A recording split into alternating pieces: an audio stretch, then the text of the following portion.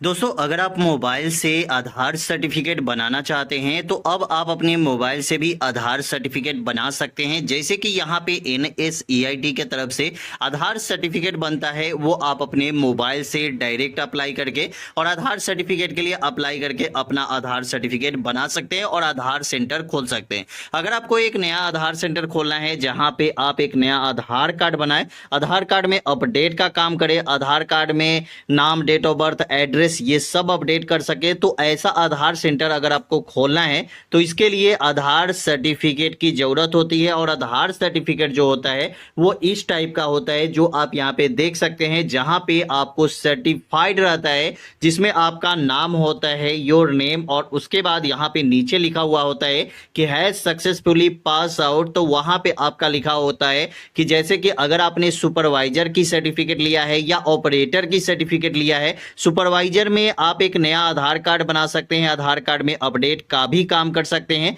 अगर आप वही अपडेट का आपको सिर्फ मिलता है ऑपरेटर की सर्टिफिकेट, जहां पे आपको अगर कम नंबर आता है और ऑपरेटर की सर्टिफिकेट मिलता है, तो आप यहां पे अपडेट का काम कर सकते हैं, जैसे कि नाम, date of birth, address, mobile number, email ID, fingerprint update कर सकते हैं, आईडी स्कैन अपडेट कर सकते हैं। मतलब अपडेट का जितना भी काम होता है, अगर आपको कम नंबर आता है आधार एग्जाम में, तो आप यहां पे सर्टिफिकेट अप्लाई कर सकते हैं। तो दोस्तों यहाँ पे दोस्तों आप देख सकते हैं कि ऊपर में जस्ट आपको दिया रहेगा सर्टिफिकेट नंबर, उसके बाद क्वालिफिकेशन आपका रहेगा। तो यहाँ पे बता दूं, आपका 12th पास आउट से कम नहीं होना चाहिए। अगर आप 12th पास आउट है तभी आप आधार सर्टिफिकेट के लिए अप्लाई कर सकते हैं। उसके बाद यहाँ पे सेकेंड लैंग्वेज आपको यहाँ आएगा कि आप इंग्लिश में एग्जाम देना चाहते हैं या हिंदी में एग्जाम देना चाहते हैं, तो इसके लिए आपको यहाँ पे अप्लाई करते समय ही आपको ये देना होगा। तो आधार सर्टिफिकेट बेसिकली ऐसा ही होता है जो आप अपने सामने देख सकते हैं, और ऐसा ही आधार सर्टिफिकेट आपको एग्जाम देके मिलता है।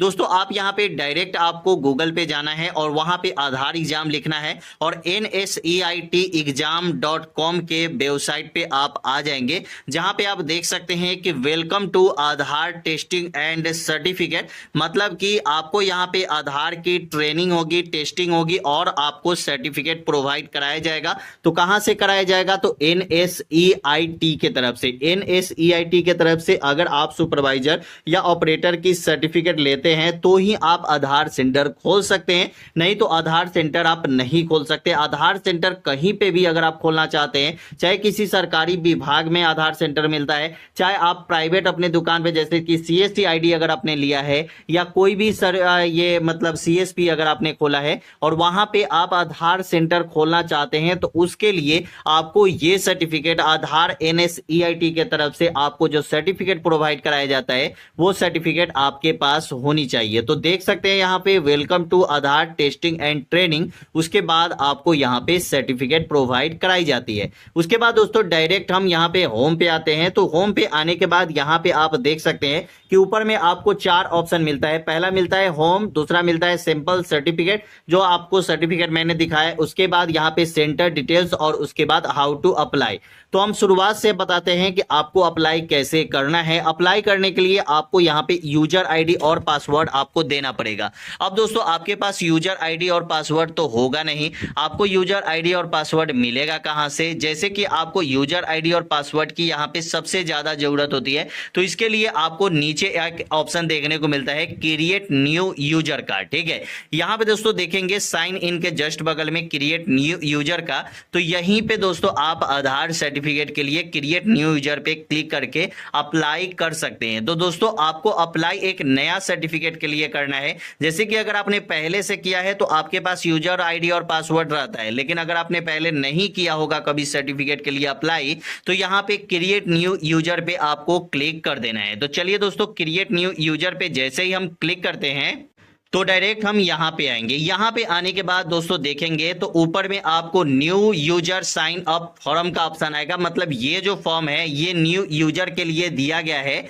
और यहां पे अपलोड XML फाइल जो सबसे ज्यादा जरूरी है। सभी लोगों को पता नहीं होता है कि XML फाइल हम डाउनलोड कहां से करेंगे, XML फाइल हमें मिलेगा कहां। उसके बाद नीचे आपको एक ऑप्शन मिल जाता है अपलोड का, जो आप XML फाइल डाउनलोड करेंगे। आधार का, आपका खुद का आधार का XML फाइल होना चाहिए, जो आप अपने आधार का, जैसे कि डायरेक्ट आपको गूगल पे जाना है, वहां पे XML फाइल लिखेंगे, वहां पे आपको आधार के ऑफिशियल वेबसाइट पे जाके ही आपको XML फाइल मिलता है। चलिए हम आगे आपको बताते हैं कि आपको कैसे XML फाइल डाउनलोड करना है। तो उसके बाद यहाँ पे अपलोड का एक ऑप्शन आता है, जैसे कि यहाँ पे चूज फाइल पे क्लिक करके सबसे पहले आप फाइल चूज कर लेंगे। उसके बाद यहाँ पे आपको अपलोड करने का ऑप्शन आता है। शेयर कोड जो होता है, जो XML फाइल जब आप डाउनलोड करेंगे तो वहीं पे एक शेयर कोड का ऑप्शन होता है कि आप जो XML फाइल अपलोड करेंगे तो वहां पे आप अपना शेयर कोड क्या डालेंगे, तो आप खुद से कोई शेयर कोड आप वहां पे डाल दीजिएगा और उसी शेयर कोड को यहाँ पे आके जैसे कि सबमिट एक्सटेट करना करेंगे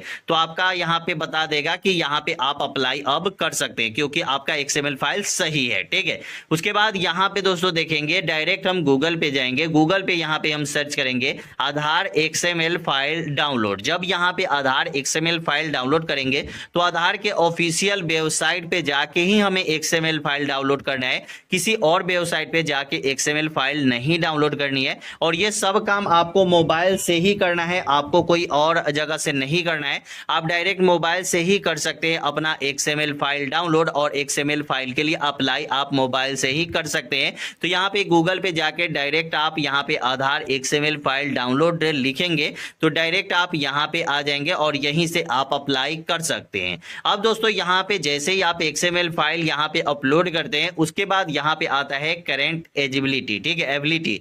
तो यहाँ पे दोस्तों आप देखेंगे तो स्टेट, सिटी, टेस्ट सेंटर और टेस्ट डेट। अब दोस्तों आप लोग ये सोच रहे हैं कि यहाँ पे आपको कैसे डालना है, तो देखिए स्टेट में तो जो आपका स्टेट होगा वो आप स्टेट अपना डाल देंगे, जो भी आपका राज्य है वो राज्य डाल देंगे, जैसे बिहार है, झारखंड है, यूपी है, मतलब किसी भी राज्य से अगर आप हैं तो आप अपना राज्य यहाँ पे सेलेक्ट करेंगे। उसके बाद यहाँ पे आप अपना सिटी सेलेक्ट करेंगे, जो भी आपका सिटी है। उसके बाद यहाँ पे टेस्ट सेंटर। अब दोस्तों यहाँ पे टेस्ट सेंटर आपको देना है, जैसे कि आप जो भी डिस्ट्रिक्ट में रहते होंगे उस डिस्ट्रिक्ट में एक टेस्ट सेंटर बनाया जाता है, जो आधार सर्टिफिकेट के लिए एग्जाम जहां लिया जाता है। तो वहीं पे आधार टेस्ट NSEIT के तरफ से एक मतलब ऑफिस बनाया जाता है, जहां पे आपका कंप्यूटर से एग्जाम होता है और कंप्यूटर से एग्जाम होने के बाद ही आप यहाँ पे सर्टिफिकेट के लिए मतलब यहाँ पे एग्जाम दे सकते हैं। और उसके बाद यहाँ पे टेस्ट डेट भी आपको दिया जाता है कि जैसे कि आप टेस्ट सेंटर पे जब जाएंगे तो किस डेट में जाएंगे